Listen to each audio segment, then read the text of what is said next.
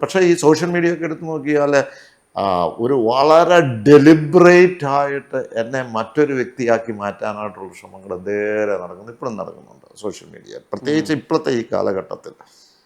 ഇപ്പം താങ്കൾ കാണുന്ന ഇപ്പം ഞാനുമായിട്ട് നിങ്ങളുമായിട്ട് കുറച്ചൊക്കെ അടുപ്പവും കാര്യങ്ങളൊക്കെ ഉണ്ട്. പക്ഷെ ആ കാണുന്ന ഒരു വ്യക്തിയാണോ നിങ്ങൾ തന്നെ പുറത്ത് കാണുന്നതും അകത്ത് കാണുന്നതും സെയിം ആണോ എന്നുള്ളത് ഈ സോഫ്റ്റ് സൈഡ് എന്താ കുറച്ചുകൂടി പോപ്പുലറൈസ് ചെയ്യപ്പെടേണ്ടത് സോഫ്റ്റ് സൈഡ് അല്ലേ?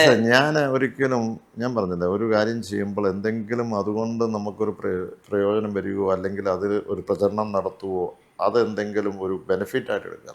ഇത് ജെനുവൻലി എൻ്റെ ഹൃദയത്തിൽ നിന്നും എൻ്റെ ഹാർട്ടിൽ നിന്നും വരുന്ന, എന്നോട് എൻ്റെ പ്രവർത്തകർ വരുന്നുണ്ടോ, അവനെ അങ്ങനെ വെറുതെ വിട്ടാൽ പോരാ, അവൻ ഭയങ്കര തെമ്മാടിയാണ്, അവൻ ആ കുറ്റം ചെയ്തു, അവൻ ഒരു ക്രിമിനലാണ്, ഇപ്പോൾ വിളിച്ച് പോലീസിൽ പറയണം.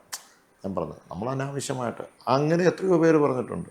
നമുക്ക് ചിലപ്പോൾ സ്വാധീനം അവിടെ കാണും, പറഞ്ഞാൽ ചിലപ്പോൾ അവർ കേൾക്കുമായിരിക്കാം, ചില കുറ്റങ്ങൾ ചെയ്തതായിരിക്കാം. പക്ഷെ അതൊക്കെ ഒരു അമിക്കബിൾ തീർക്കാനുള്ളതുണ്ടാവും. പക്ഷേ അങ്ങനെയുള്ള കാര്യങ്ങളിൽ പോലും അനാവശ്യമായി ഇടപെടുന്ന ഒരു കാര്യത്തിന് എനിക്കില്ല. അത് ജെന്യുവനായിട്ട് എൻ്റെ ഹൃദയത്തിൽ നിന്നും എൻ്റെ മനസ്സിൽ നിന്നും വരുന്ന, അതുകൊണ്ട് എനിക്കൊരു അഡ്വാൻറ്റേജ് പൊളിറ്റിക്കലായിട്ട് എവിടെയെങ്കിലും ഉണ്ടെങ്കിൽ അത് വേണ്ടെന്ന് വെക്കുന്ന ആളാണ് ഞാൻ. കാരണം അതൊന്നും ശാശ്വതമല്ല. അത് ഇച്ചിരി കഴിയുമ്പോൾ മാറിയും തിരിഞ്ഞും മറിഞ്ഞും ഒക്കെ പോകും.